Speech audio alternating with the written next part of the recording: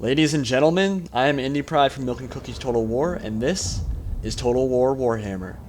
Empire vs Greenskins multiplayer action coming your way today, so let's go over my army composition first and then get into the battle.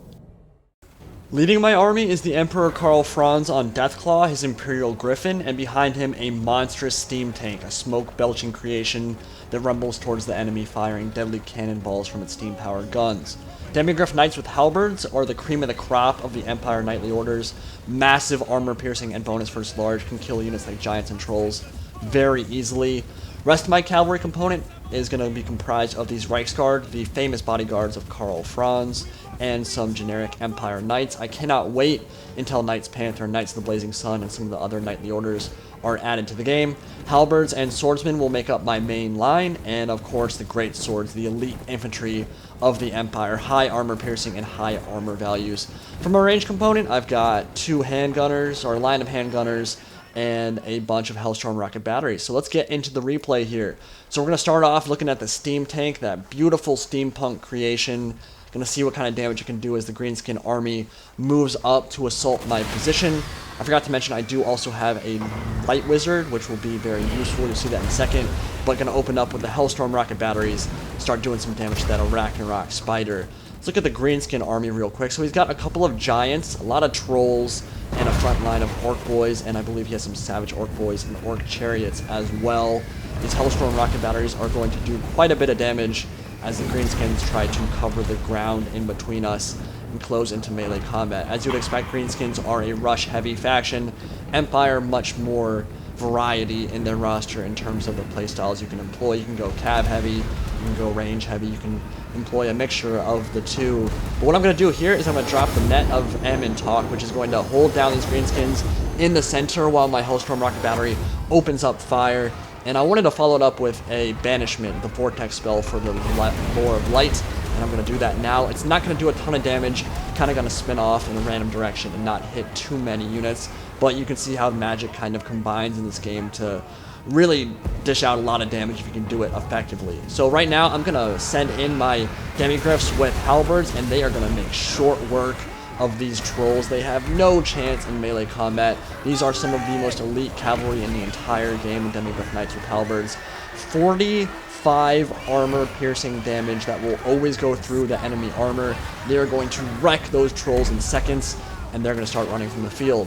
Over on the other side, set my Reiksguard in and some of my other Demigryph Knights to tie down these orc chariots. The giant going to follow up and start smashing some stuff.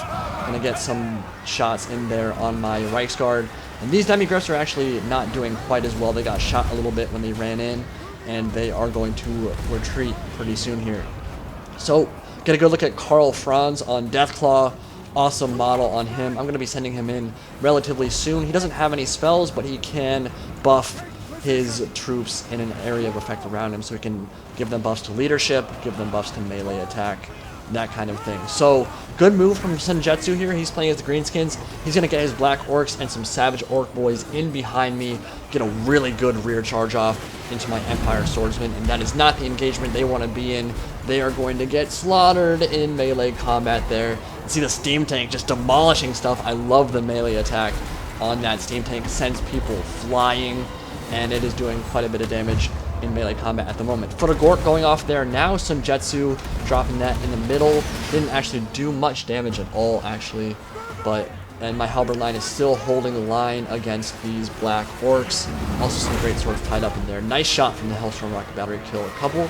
And I believe my light wizard is in combat there as well. He's on a Imperial Barded Warhorse, I believe. So, the Greenskins are losing on the left flank. I've kind of gotten into his archers and started silencing them from firing for a while now. Over here, though, I have lost some of my cavalry. My Demigryph Knights and my Reiksguard did retreat. And these Savage Orcs are going to get the Fists of Gork, which is going to give them a big bonus to melee attack and weapon damage, and they're going to wreck my Empire Swords in the center. So I'm going to try to reinforce with Karl Franz, drop him into the middle of that engagement, and he's going to start going to work in the middle of all of these Greenskin units. Now, Karl Franz, especially on Deathclaw, can do a crap load of damage, as can any legendary lord, but if you send them in unsupported like I am right now, you're not going to have a great time. He's cutting a swath of destruction to them right now, but he won't be able to hold out for too long against this many troops without support. Giants even in there as well, smacking on Karl Franz. So it'll be a tough fight over there, probably going to retreat pretty soon here, and my handgunners are seeking out that Arachnarok spider. Really need to bring it down. You can see it's about half HP, or a little bit less at this point, and he is charging after me, and I was like, no, run, run, handgunners. They're gonna try to get away, and there's no getting away from a monster that big. Gonna charge right through the center of my handgunners and start stomping on my stuff. These handgunners are not gonna have a good time, but I do have 2 more handgunners moving in from the flank to shoot in. One thing you want to do is create those angles with those handgunners and those range units where you're firing from multiple angles, so that one big unit like a giant or an Arachnarok spider can't attack and deal with all of those range units. So I should be able to do pretty well shooting it in the back there. And over here, the steam tank and some of my Reiksguard have come back. They're fighting in melee combat. A handful of Demigryphs left. The steam tank is going to go down to a big old swipe from the giant. And the Greenskins are doing alright over on that side. My right flank is starting to crumble a little bit. Karl Franz did retreat. And now you get a good look at the Arachnarok spider trying to chase after some of my handgunners. I think at this point it routed. Yeah, it's routing right now. And it was really low health at this point, so I'm going to focus it down. And it is going to drop all the goblins on top of it, going to die.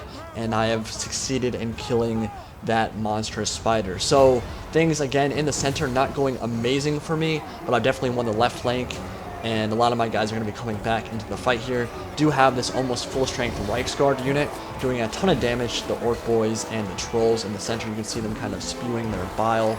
Really good animation, and actually does some damage as well. Some of the combat attacks in this game are passive.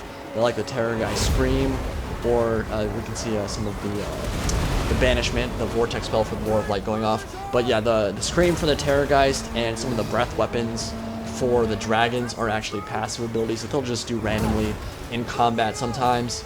But yeah, the giant has routed a bunch of my guys, but so are the Greenskins starting to crumble here. Balance bar shifting in favor of the Empire, and cavalry at the end of battles like this is always so potent.